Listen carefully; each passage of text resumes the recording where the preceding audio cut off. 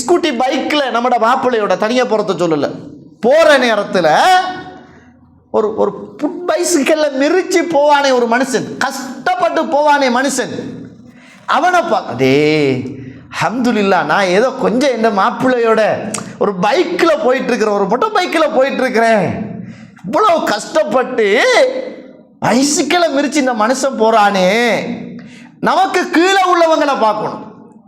நம்ம எப்போ பார்க்கறது? காலமெல்லாம் இந்த ஓட்ட பைசிக்கலில் போய் போய் வெறுத்து உங்களோட வாரத்துக்கு விருப்பம் இல்லையே எனக்கு. எப்போ பார்த்தாலும் இந்த பைக் பாருங்க, 2 கிலோமீட்டர் ஓடிட்டு 4 கிலோமீட்டர் தள்ளுறதான் வேலை. நம்ம அந்த நேரத்தில் ரசூலுல்லாஹ் சொல்றாங்க, எதை பாருங்க நீங்க, உங்களுக்கு மேலே உள்ளத்தை பார்க்காத, பக்கத்து வீட்டில் உள்ள மாடி வீடை பார்க்காதங்க. நீங்க கல்லு வீட்டில் வாழ்ந்தீங்கன்னா குடிசை வீட்டை பாருங்க.